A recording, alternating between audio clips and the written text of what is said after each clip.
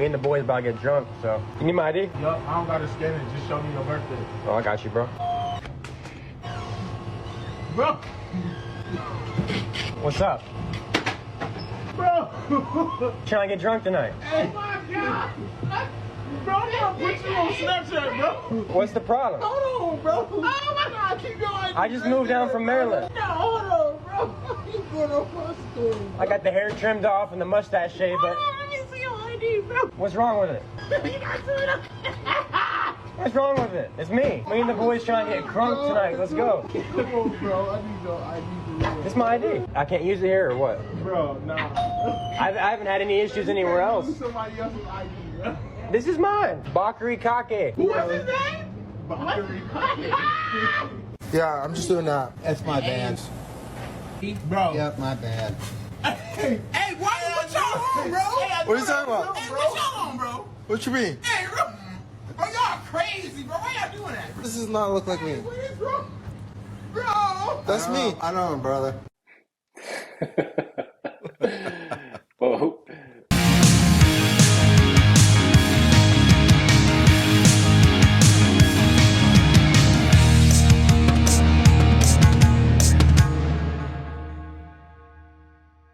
What is up, everybody? Welcome back to another episode of Flow State, the show where we take all things Webflow and design seriously and nothing else.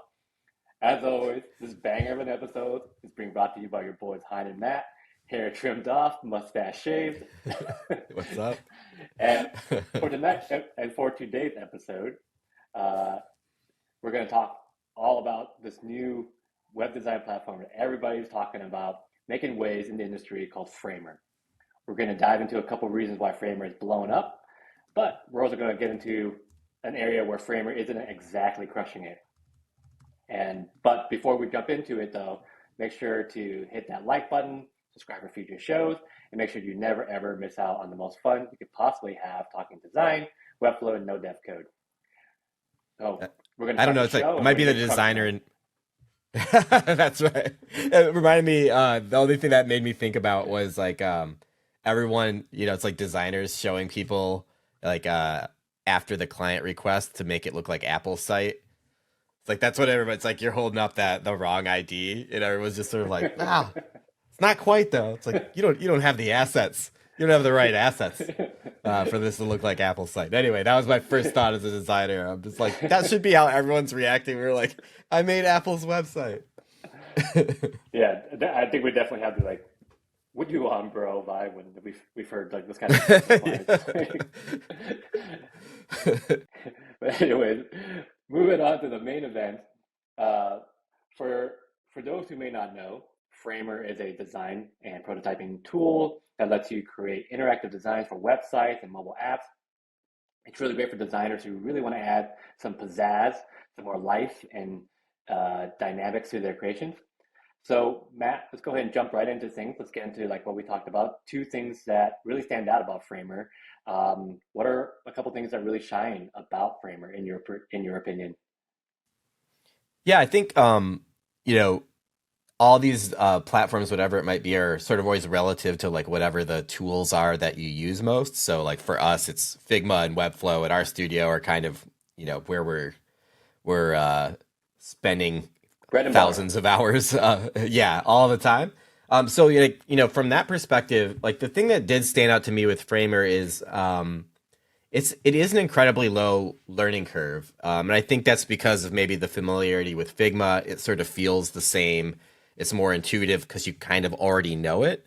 I don't know how that would be if you don't already work in Figma, but if you're a designer in this in this economy, in this day and age, you're probably spending quite a bit of time in Figma. So I think that was really cool right away, and I think maybe why so many designers are just sort of jumping right in, and it just sort of feels like where everything is and sort of how the different options sort of behave. And I think that's obviously really cool because that's always the biggest struggle, honestly, of any new platform is you have to spend a lot of time with it just to even see if it's going to be a good fit for whatever kind of, clients you satisfy or whatever types of websites you're building or whatever it is. It's like, all right, I'm going to have to sink some serious time into this and it might not be good in the end of the day. So that was awesome.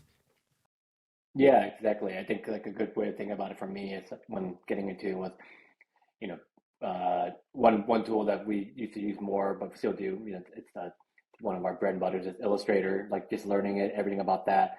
But then once you open up Photoshop, it's what even though it's the same owner, same brand that owns it, company, it's a totally different like thing to use it. So you have to basically have to like remember how to work that. So I think that's one, like you said, really one nice thing about Framer, where if you already have that familiarity with Figma, you know exactly where to do things and how it looks and just the layout. So it's less of that Illustrator to Photoshop and Photoshop to Illustrator kind of experience. Um, but yeah, but yeah, so like low learning curve. So I definitely can see why designers can really jump into this, and that's a really great way for people to jump into it, especially for those who haven't used it yet, who are watching this. Uh, it's if you do use Figma, you're probably going to pick up on Framer right away. Um, what have you found to be another kind of like really great thing that makes like Framer stand out? Yeah, we're actually just talking about this, so it comes to the top of mind. I think it really excels, like in in the kind of in the realm of animations or interactions, however you want to label those. Um, there's a lot of sort of array of tools and capabilities that like help you bring designs to life and maybe do things, similar to how Webflow is in some ways, like helps you kind of maybe do things that you wouldn't have time to try or wouldn't think about trying or whatever. And I think that's always great as a creative to just kind of be able to take a look at a couple of things in different ways, and maybe you rule them out and the client never sees them, or it just turns out not to be a good idea, but it allows a little bit more playfulness in there. And I think the potential creativity goes up anytime you sort of have quicker access to try an idea you had, or maybe you can duplicate an animation or an interaction that you saw on some really high end site that you just wouldn't have time to explore and keep it in budget. So I think it empowers designers to try to like go that extra mile. Maybe you can make a more engaging experience for the right type of client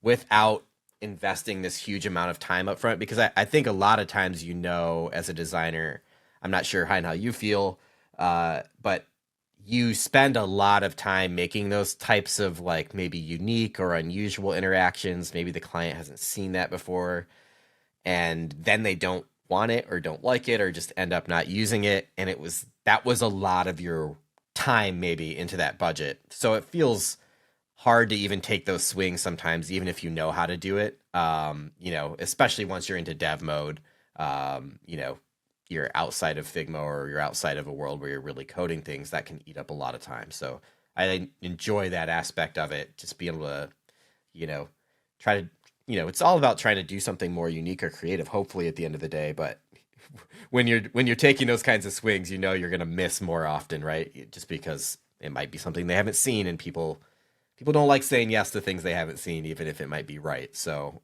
yeah, just feels a little more approachable on that front. Especially with that kind of learning curve element. You're like, oh, okay, I can kind of see how this works. I'm just going to see what this looks like for myself, and then I can choose to pursue it later if I want to. Yeah, going back to the question you asked me, like I think if you haven't had that experience as a designer, then you're not truly a designer. Uh, to pour in countless hours and time into something that just gets scrapped because the client just does not care for it. But yeah, I think like we've kind of talked about before in filming the episode, we were talking a little bit about Framer and just really again kind of thinking about like the level, how it levels up something like a Figma, where Figma still feels like very kind of 2D-ish in the sense that like you almost have to ask them, your clients, to imagine what you can do here. Like you drop a comment that like we're thinking about doing this here for this interaction and doing this, but use your mind's eye to kind of see that until we actually make it for you. And I think with Framer allows you to kind of like, rather than just asking them to imagine it, you can actually bring it to life with a relatively low lift and get people to see it right away and get people to buy into it, see it, or scrap it. And so then you don't have to like go through the trouble like maybe in a Webflow to kind of have to build all that to then have the client say, yeah, that's too much. I don't like that. Right. The whole it's like I think all we really mean when we say complex animations interactions is just the Holy Grail of making it pop, which is I think the number one request of all clients we've ever had, right before removing all the things that make it pop. So you can definitely try to make it pop a little bit more with these kind of capabilities, which is cool. Sometimes it's cooler than it is useful because of the old design feedback curve, but that's another topic for another day. Exactly. This pops too much. But yeah, but totally. So we talked about low learning curve, the ability to add these cool complex animations, I think with ease. I think the ease part is like probably the key thing there, which is a real game changer ultimately, because it really just allows designers to craft beautiful and delightful experiences that potentially leave visitors in awe, because it could pop too much where the client could be like, no, we don't want that. So no, we don't want no awe, zero awe involved. And yeah, so while we've touched on a couple areas where we found Framer to be where we can see why there's so much hype behind Kramer.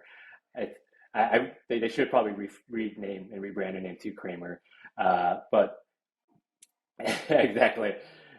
Framer Cosmo would be hilarious, like a mascot for them to make. So if you guys go ahead and do that, you know where to send the royalty checks. Yeah.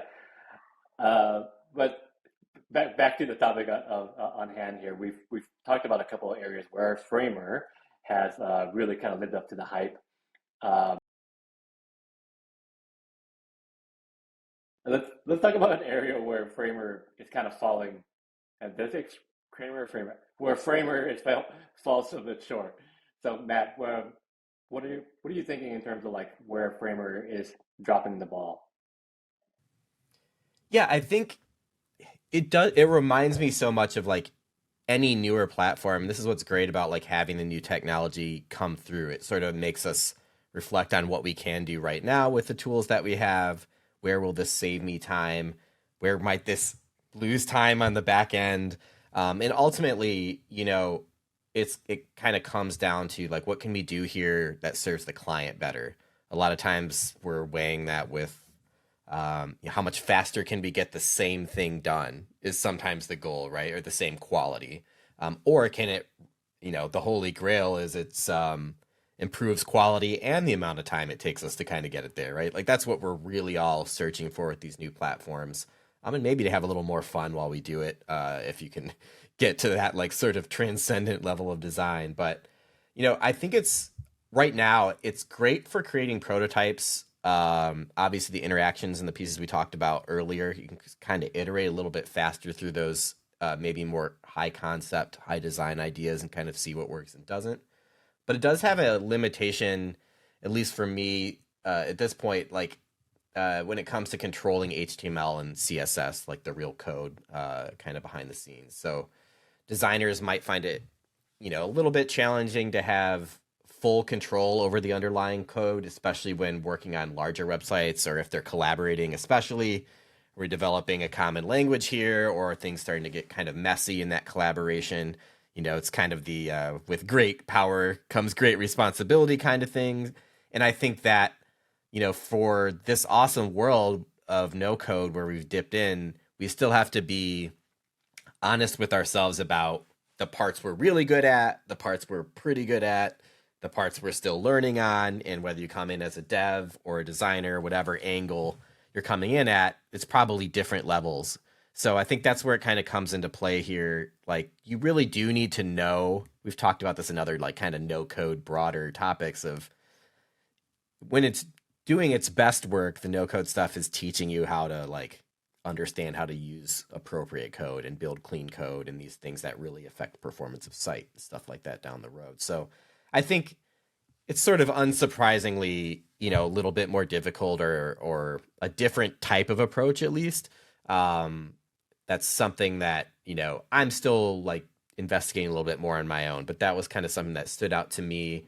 And the other kinds of things are just any newer platform might struggle with a complex technical situation down the road, a really complicated blog, a large site that has lots of different products and things like that, just keeping an eye on, can it functionally deliver besides it just looking really good?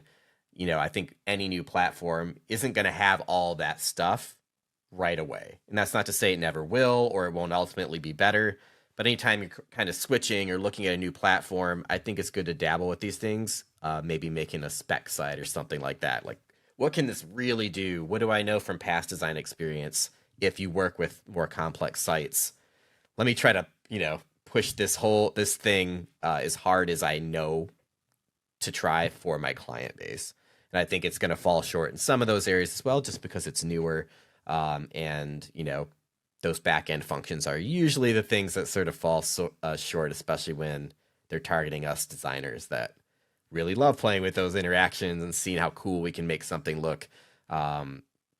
Pushing it hard on the dev side, like even when we started with Webflow years ago, right? There was a lot of those things we just had to be aware of so that we didn't write checks our bodies couldn't cache, so to speak. We needed to know what those gaps were and have a real solution for them so we could say with confidence to the client, like, we know we can solve this problem with this platform. Here's how, and then you don't get 90% done with the project and the site needs to do X. And you're like, oh, now you're in like a really tricky situation. So those are just other things, like, not picking on Framer in particular, but just new platforms, especially with things that are as complex as a website. There's a lot more going on there than how it looks.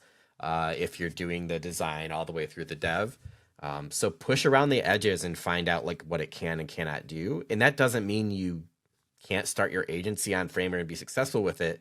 In fact, I think a lot of our earlier success was just understanding what Webflow could do. Like, we had some clients where it wasn't a good fit early on, or we're like, oh yeah, like you read about the platform not being able to handle this, right? But we've figured out a way. Like we sort of, might be outside the platform or with a third-party tool or whatever. So I think that's always something to just really be careful with and keep an eye on, just so you know exactly what you can deliver, not just the parts the platform does really well, but what are those gaps? So just doing, I guess that's a gap analysis. So I'll just mic drop on gap analysis, just because that gets the engagement. Yeah, shout out to gap analysis.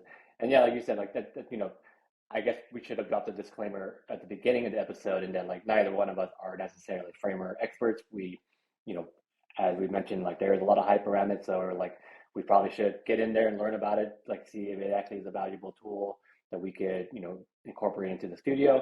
So all of this is based on like our limited experience in it and what we've kind of like heard in terms of like feedback and what we've seen from people say, who are probably in there more every day than we are. To go back to the whole idea of like bread and butter, this is not necessarily part of our bread and butter yet. We can definitely see scenarios for it, which we'll get into a little bit more in our nug section. So just teasing that a bit. But yeah, as you said, there's no such thing as a perfect platform. Like, as much as we love Webflow, there are things about it that doesn't make it perfect. And I'm sure there's a lot more as we dive into Framer. We'll find that it can be improved upon. It's probably really good in the right scenarios if you use it for it's the right solution for the right scenarios, I think, which we'll get into again in the nugs. So further teasing that. But the last thing I wanted to say there was it'll be quite interesting to see how Framer continues to evolve and progress as more and more designers get into it, and there's more requests for certain things. Because that was another thing that we saw that's a really it's great for Framer, is that they really do try to incorporate feedback from their user base and try to improve the product overall. And will be interesting to see how this moves forward, in that a big part of like their value prop, from what we understand it, is this low learning curve, this like idea that it's very similar to using something like Figma, where when you have to start incorporating these other things that allow it to be used in newer scenarios, how it starts to potentially affect that. Because that's a lot of like, in terms of like the pros and cons, what we've seen with like Framer and Webflow, that there is a learning curve with Webflow. It's definitely steeper, but once you get it, you get it. But at some point, it is pretty complicated for someone to just jump right into it. But then I think as Framer adds more complicated things, it will only further make the product more complicated, and it'll lose a bit of its value prop. But yeah, I mean, just some initial thoughts there about Framer. So we've been teasing the nugs. We've been probably sharing some nugs already. So let's go ahead and just get into some nugs, which is essentially what are scenarios in which Framer would be good at and where it might not be. So, Matt, what's a scenario where you can see Framer really making sense for people to use? Yeah, I think it's a great question, and I think it's landing pages when you come right down to it. I'm just thinking of like the thing we get the most requests for that has the most value, and primarily, you know, is a speed game. To think about it from that standpoint, there is a lot. There's so many landing page solutions that are kind of aiming to do this thing. And I think Framer performs really well there, especially like, again, you're able to kind of punch up what you can do on that landing page. You can do it quickly, and without a huge learning curve like we've talked about up front. So you can kind of get that landing page out the door. Those are often time sensitive, and that's why speed matters. Not just the like, hey, we want it super fast. Like everybody wants everything right now. But this is like stuff where there's a webinar coming up, there's an event coming up, there's a product launch coming up. Things like that, you can maybe get a higher design kind of landing page with a relatively, similar speed. And as we know, speed has everything to do with it. So, I think you just have this, you have that speed and you have that ability that, we've come to love so much in Webflow of like, you can really do something without blowing the budget out of the water that looks great and looks like you did spend $1 million on it. And that's awesome. It's fun. It's good for the client. It's usually really good for the page as well, in terms of performance. So yeah, you can do that, especially on landing pages, right? It might be something that you can go a little bit more outside the box with if it's just like a month webinar promotion. What can we do that's interesting here? Test that, see if it does, performs well. And I think that's the first thing that kind of comes to mind for me with Framer is it kind of lands right in that sweet spot of like, this is about this specific page. That's a high value page and we want to make it look great. But if it comes out 2 weeks after the deadline, it doesn't matter what it looks like. And I think that's often why landing pages end up looking like shit, right? Because it's just like, we got to do it now. So that's it. Like there's no really other conversation. Yeah, definitely. When getting into Framer, that was kind of the first scenario where I was like, this would be really great for landing pages because we've built landing pages using all kinds of tools like Unbounce, for example, just name one. And like you said, they're built for speed. Speed has everything to do with it. And because of that, they're very restrictive. They end up looking very blah, very bland. So yeah, like I think being able to kind of create really like awesome looking landing pages through Framer would, at least I would imagine, would help to drive up conversions, which is the whole point of these landing pages. So we talked about a scenario where Framer would be an ideal solution, like where let's do the opposite, and talk about a scenario where Framer would not be great. Yeah, I think it kind of goes back to something we touched on a little bit earlier is, that the limitations on the like custom HTML and CSS side, but even more so like the larger theme, like we don't recommend like getting to the edges of what a large like enterprise level certainly or a robust marketing site needs to do. Don't learn that lesson the hard way of just finding out like, yes, you can make a beautiful site and maybe it's faster or whatever, but you can't do the technical things that are required. You'll know what we're talking about specifically if you've built that kind of a site. So the platform's limitations are as important as what it does well.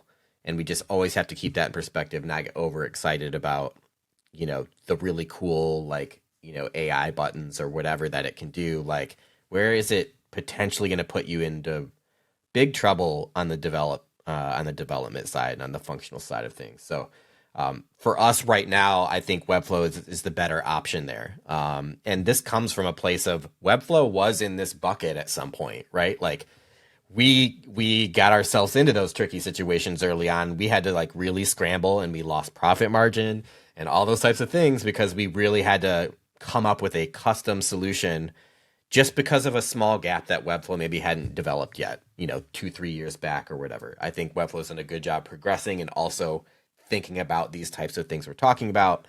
And it's usually like very robust blogs or integrations with very complex marketing needs. Maybe there's an app it has to integrate with, and it's more than just a marketing website. So this all kind of comes down to really doing a good job in that discovery phase as well, not just understanding what they need, but then it's up to us, I think, as people that are championing a particular platform or deciding if we want to utilize one platform or the other, if you use multiple, to know exactly what they do well. And that's what this whole kind of episode is mostly about for us. You know, like you're kind of hearing us have this internal discussion in real time for ourselves. Like, when would we use this? What would we be worried about if we just, got a $100,000 website tomorrow and had to build it on Framer? We can't say the name of the thing. That's maybe our biggest problem with it. But, like, we would kind of be like, here we go. We know there's going to be like 6 things we can't see right now that are going to maybe be a big problem, maybe not. But really knowing that is so important for whatever platform you choose. And that comes from a place of experience. So I think for us, the bigger in scope this thing is, the more things that it needs to do, the more valuable, by page visits, things like that. Slow down. It's okay to slow down and really make sure you have the right product there, and also understand that newer platforms are going to struggle in the more enterprisey areas, because that kind of need comes later with these platforms. Right now, it's about making us designers feel like we can do really cool stuff, right? And make a little bit more money or deliver faster. So it's totally fine, and it's not a knock on Framer at all. Like, it's just the sort of evolution of the platform and what audience it can best serve. So having great understanding of that, and we're not sitting here saying we do, but that's imperative if you want to be a Framer agency, or you want to do Framer and Webflow, but Webflow's for this and Framer's for that. That's part of your expertise that you bring to the table, is knowing what tools to use for the project. And I think that's just how to look at it. And right now, I think those are the things that kind of concern me with the Framer side of things. I'm sure we'll get hopefully tons of hot takes and you're an idiots in the comments, but I think this is also kind of an invitation to people who live and breathe Framer right now to say, no. It's great at this thing. I think this dialogue around it is super important for all of us that are freelancers running small agencies. Like, these are important decisions for us. So making it with our eyes open is huge for all of us, regardless of what our choice is, or if we choose all of them. Who knows? Yeah, totally. I think thematically, this is very much about like the right scenario, right solution, and going back to what you were saying, where it really comes down to the discovery of really knowing like what your customer needs are, and really then proposing the right solution to solve that problem, right? I think like you can, this is probably, I don't know if this is an app, like a comparison, but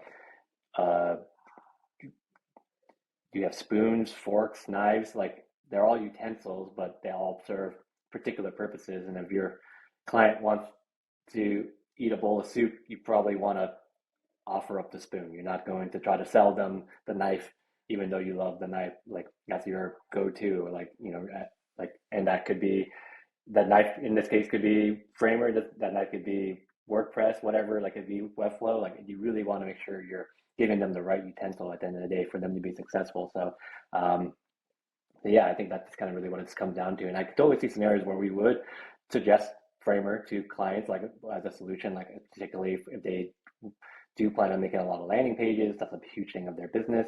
Obviously, I think our hesitation would be like, do we want to overwhelm the client with an additional solution? Because we've lived that world where we have a website on Webflow, but their landing pages are unbounced, and they want a new landing page, and you're like, cool, got to build this thing in unbounced. This is another thing, or yeah, and that platform has a different limitation. It might not be able to look the same, and on and on and on. You have 2 version control things and style guides. Who knows? So those are the business things. Like, that's a great example, I think, of just like these other considerations, kind of hold us accountable as, yes, we're designers, at least for us too, but it's like we're also kind of consulting on whatever we think the best solution is. The client can choose whatever they want, obviously, but I think we always feel it's like incumbent on us to make sure that we're delivering the best solution that we know of and that we can get out the door. So, having our eyes open to other things is good, but also knowing exactly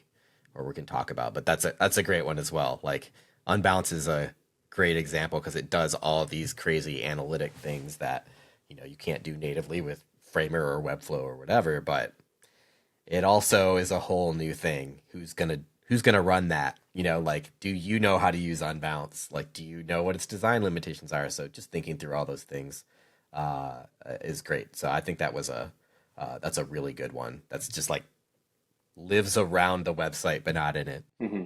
Yeah, we definitely try to make this marketing website stack, pancake stack, as short as possible. We have to go with the short boys, not the big boys, because of the implications that we've been talking about. Speed has everything to do with it. So with that, we're going to move on with from these spicy notes that we've just shared with you all to a can to wash them down. This can is going to date the episode a little bit, but just around this time, our boy Elon Musk is just rebranding Twitter to X. So I just want to start out there, Matt. Give me some play-by-play thoughts here. I don't know. I'm looking forward to like Xing. I guess would be the new tweet. Gonna X it out there. X gonna give it to you. I think probably as well. That should be that honestly should be the tagline, right? Yeah, I mean, rest in peace to DMX, but you know, it's just he kind of stole the letter, even though he's DMX. You know, I feels like there's some sort of joke there in like DMing people on X. Like we can almost get all the way there to DMX. You know, my thoughts are just why, and you know, whatever. I feel like we're sort of we used to have memes on social platforms, and now I think we have like just it's all a meme. Where I'm just kind of along for the ride. Sometimes it's like honestly super funny. I think I read like one tweet this morning, and someone was just like, "Yo, if Twitter doesn't survive or X doesn't survive or whatever, it's like this is just it for me. I don't have the energy for another social media platform." So like, he's got like 40,000 followers. He's just like, you know, I'm kind of just gonna go down on the Titanic if this is the way it goes. You know, this will be it for me. Don't find me on Threads or whatever. So there's my ramblings about it. I have no thoughts. I guess X. I just should have just said X and moved on. I look forward to updates on X. So at that point, it'll be like X 2.0, aka XX, and then X 3.0 with the triple X, and then we get into weird territories.